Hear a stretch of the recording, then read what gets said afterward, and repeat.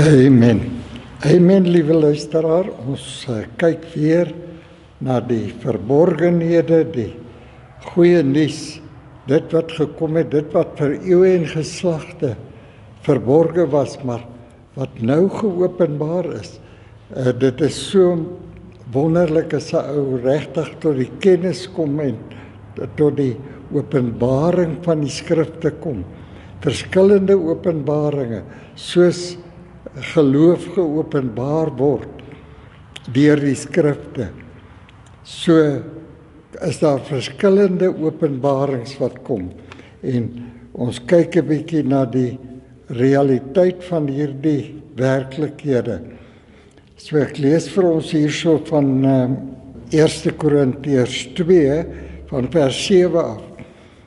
Hy sê, maar ons spreek in wysheid van God, wat bestaan in verborgenheid, wat bedek was en wat God van ewigheid af voorbeskik het tot ons heerlikheid. Sien, daar's 'n verborgenhede wat verborge was, wat ons nie kon sien nie, maar wat nou geopenbaar is. Luister net verder. Hy sê, wat niemand van die heersers van hierdie wêreld geken het nie. Want as hulle dit geken het, sou hulle die Here van heerlikheid nie gekruisig het nie. Maar soos geskrywe is, luister nou mooi, maar wat geskrywe is, wat die oog nie gesien en die oor nie gehoor en in die hart van mense nie opgekom het nie, wat God berei het vir die wat hom liefhet. Maar God het dit aan ons deur sy Gees geopenbaar.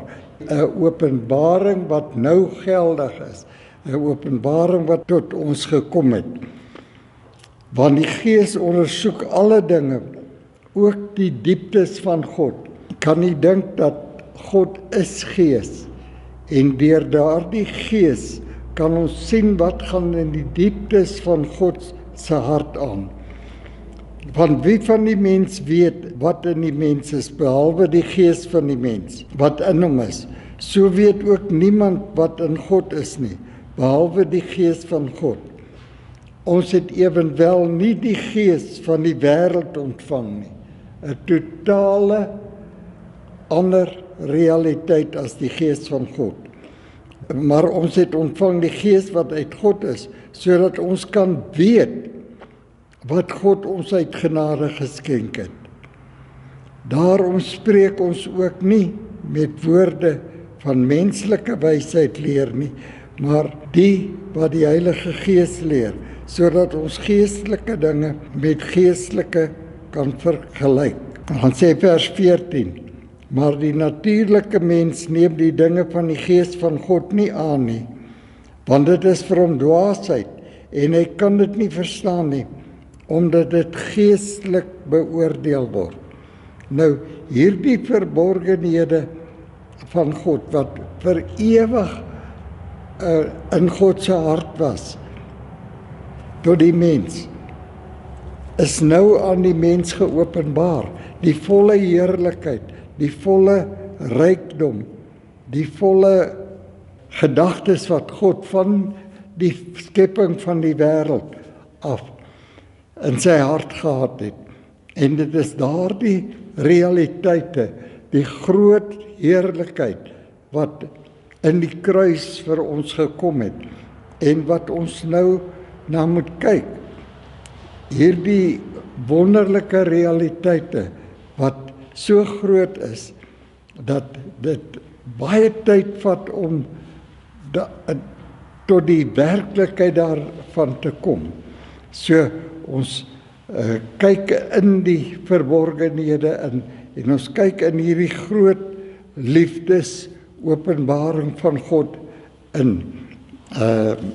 As ons bietjie meer daarvan wil sien, dan kyk ons hier in Efesiërs, die 2de hoofstuk van vers 17 af. Hy sê, en hy het die evangelie van vrede kom verkondig aan julle wat ver was en aan die wat naby is. Want deur hom het ons albei toegang deur die Gees tot die Vader. Deur Jesus Christus het ons almal toegang deur die Gees tot die Vader. So is julle dan nie meer vreemdelinge en bywoners nie, maar medeburgers van die heiliges en huisgenote van God. Kan u dink tot watter mate God gekom het om 'n herstel te bring van die mens, dat jy uit duisternis die mens in absolute verlorenheid was, in absolute duisternis was, kom herstel hy en hy bring jou tot 'n posisie waar jy 'n huisgenoot van God is, 'n absolute intieme verhouding het met die Vader, waar jy weer God jou Vader kan noem en absoluut in sy magtige beloftes begin beweeg. Hy sê byvoorbeeld in 2 Petrus 1 vers 3 en 4 dat ons volgens daardie magtige beloftes van God aan die bonatuurlike realiteite kan deelneem. Dit wat God van eeue gelede af vir ons openbaar het en wat nou deur die kruisiging van God 'n werklikheid geword het. Hierdie realiteit is gebou op die fondasies van die apostels en die profete, terwyl Jesus self die hoeksteen is, in wie die hele gebou saamgevoeg verrys tot 'n heilige tempel, in wie julle ook saam opgebou word tot 'n woning van God in die Gees. Dit is die uiterste doel van God gewees, om weer vir hom 'n volk te skep in wie hy 'n akkommodasie kon vind, waar hy in die mens kon woon. Nou, dit is so verreese bo die denke van die mens, dat die lewendige God, wat niemand nog ooit gesien het nie, wat die skepper is van die oneindigheid, hy is bereid om deur sy Gees in jou te kom woon. En dan sien ons tot watter mate hy hierdie herstel van die mens moes bewerk. Want God verwag niks van 'n mens as hy dit nie aan die mens voorsien het nie. Hy voorsien eers alles wat die mens nodig het en dan verwag hy dat jy daarin sal beweeg. So, as ons net dink aan die realiteite van hierdie werklikheid, lees ek net vir u in 1 Korintiërs 1. Hy sê in vers 30, hy sê, maar deur hom is julle in Christus Jesus, wat vir ons geword het, die wysheid uit God. 'n kennis, 'n wysheid wat na jou toe kom, 'n wysheid van God, sodat jy kan inkyk deur die skrifte, en jy kan alleen hierdie wysheid verkry deur die skrifte.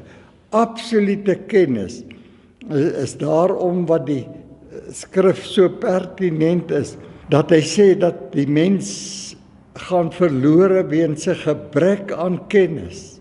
Nie iets anders nie. 'n gebrek aan kennis, want as jy nie inkyk in die skrifte en sien wat hierdie groot God, in hierdie groot God se hart aangaan en wat hy kom doen het vir die mens, hoe hy jou kom arm het in die evangelie, dat hy elke mens weer in 'n volmaaktheid stel. Ons weet dat die skrif is baie duidelik. Hy sê oor en oor vir ons dat die regverdige, dit wat God jou mee toebedeel het, 'n regverdigheid. Dit is so belangrik dat ons hierdie skriffies maar oor en oor aanhaal. Romeine 3 vers 23 sê, alle mense het gesondig en dit ontbreek hulle aan die heerlikheid van God. En dit word aangehaal vir honderde jare nou al. Maar hulle lees nie die volgende vers nie. Die volgende vers sê, maar nou word ons uit genade geregverdig.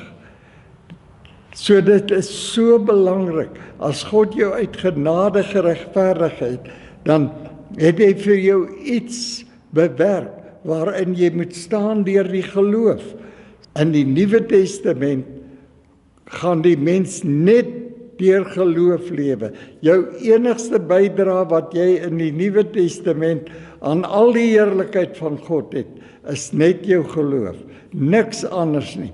Daar is nie meer 'n bydrae van 'n menslike realiteit. Hy sê jou bydrae is soos vodde in die oë van die Here. So, dis absoluut net dit wat hy voorsien het, waarin jy nou moet wandel. En die eerste ding is, hy het ons sy wysheid gegee. Hy het dit vir ons geword. Ek lees weer vers 30. Hy sê, maar deur hom is ons in Christus Jesus, wat vir ons geword het, wysheid uit God. Dit wat in God was, die wysheid wat in God was, dit leer jy nou van in die skrifte. En jy begin sien hoe dat God jou herstel het tot so 'n mate, dat jy 'n huisgenoot van God kan wees. En nou gaan ons verder. Hy sê, en hy het vir ons geword, Jesus Christus het vir ons geword, geregtigheid. Met ander woorde, hy herstel jou 100% na die oorspronklike skepping van die mens. Dit wat God beplan het van die begin af, voordat die vyand jou kon verdwaas het. Herstel hy jou in daardie realiteit. En heiligmaking. Nie 'n heiligmaking van jou eie nie. Nie 'n poging van jou eie om by heiligheid uit te kom nie. Nee, hy skenk jou heiligmaking. Jy aanvaar dit deur geloof. En dit is hierdie hemelse realiteite wat verborge was vir eeue en geslagte, wat mense nooit gedink het dat dit ooit kan gebeur nie, dat die mens weer herstel kan word in die volmaaktheid. En dit was die uiterste doel van die kruis gewees, om die mens weer te herstel tot die oorspronklike gedagte en doel van God vir die mens op aarde. So, dit is so belangrik om te sien dat hy skenk vir ons die heiligmaking, sodat ons absoluut in sy oë weer heilig is tot die mate waar ons huisgenote van God kan wees. Ons kan nou na ander skriffies ook kyk. En hy sê, en verlossing. Hy het ons verlos van die volle duisternis wat die vyand op die mens gebring het. Absoluut verlos daarvan, deur die verligting van die evangelie. Hy in ons harte kom skyn. Luister net na 2 Korintiërs 4 vers 4. Hy sê naamlik die ongelowiges, in wie die God van hierdie wêreld die sinne verblind het, sodat hulle die verligting van die evangelie, dit wat hy vir ons gebring het, die verligting van die evangelie.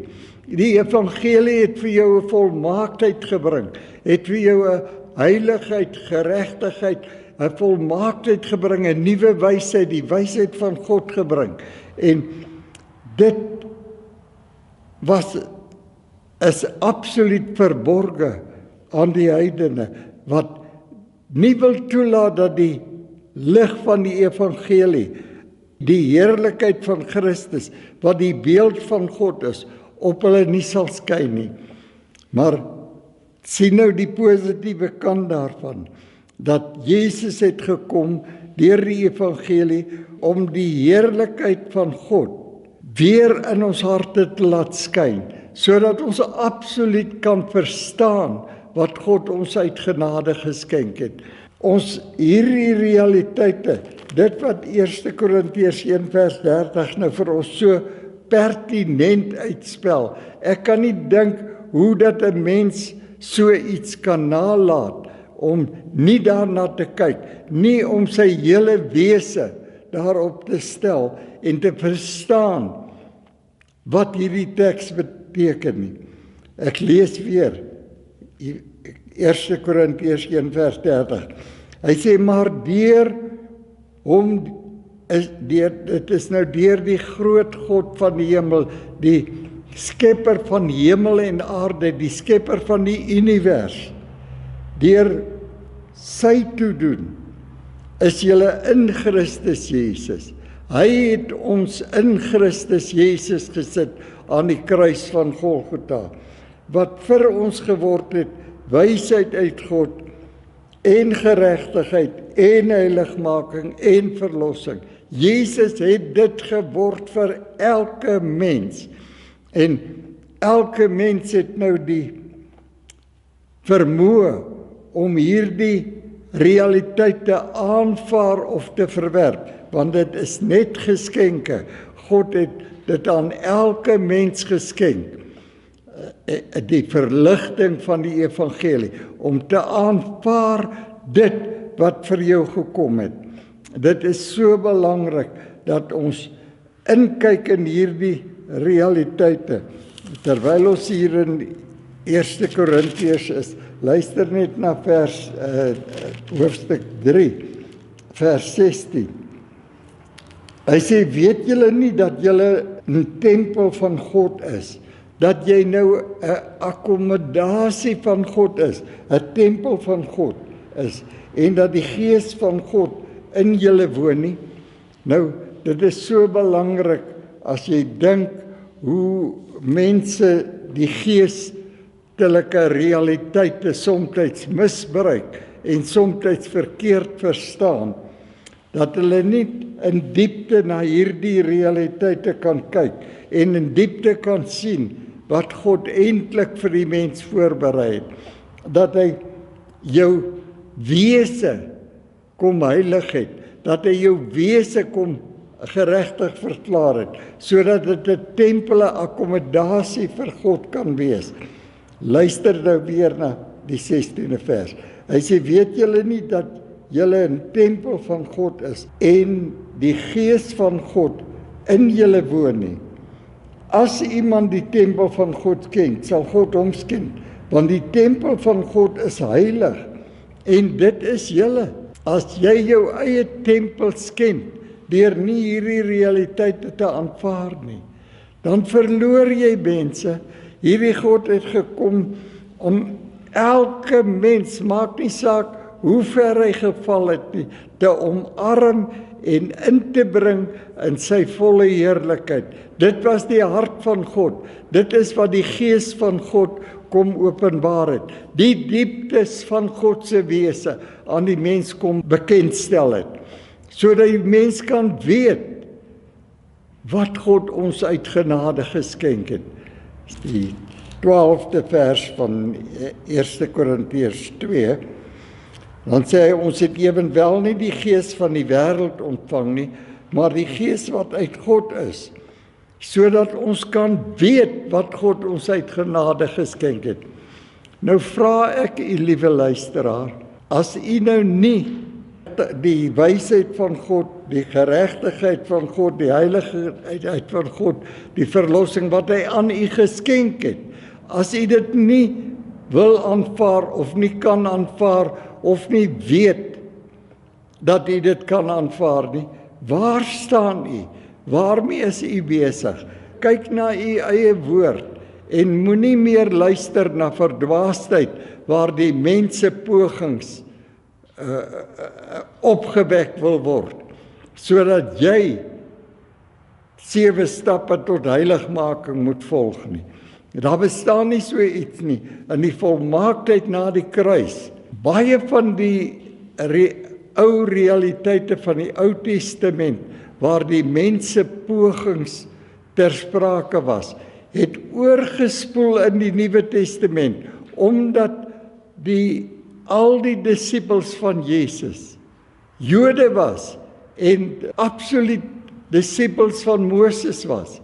En hierdie realiteit het oorgespoel en God het deur die wysheid van 14 hoofstukke wat hy aan Paulus gegee het, aan ons kom verduidelik wat sy werklike doel was, wat sy intense realiteit in sy hart was, sodat ons kan verstaan wat God ons uit genade geskenk het, in akkommodasie vir hom, sodat ons in daardie heerlikheid daagliks kan beweeg. Groter is hy wat in ons is, as hy wat in die wêreld is. En dit is hoe jy regeer in hierdie wêreld, dat jy absoluut in geloofsvertroue begin wandel, absoluut op hierdie groot God, weet dat hy is die een wat vir jou gesê het, bring al jou bekommernisse na my toe, want ek sorg vir jou. En dan probeer ons en mense word aangemoedig om te probeer en maar self dinge uit te redeneer en hulle eie probleme op te los, en dit kan en sal nooit werk nie. Jy moet inkyk na die groot en belangrike realiteite wat hierdie groot God vir jou kom skenk het, dat hy jou absoluut vervolmaak het.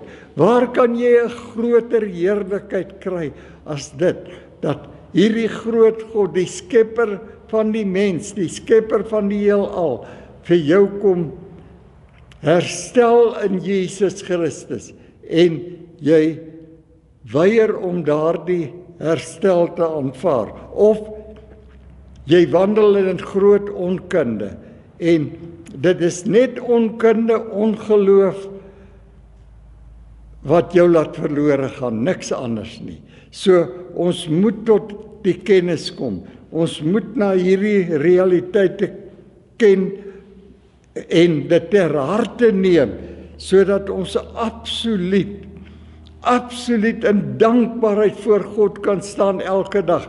Daar is nie 'n groter gebed wat in 'n mens se hart kan wees, as om God te verheerlik vir sy groot genade en sy liefde wat hy aan ons kom toebedeel het nie.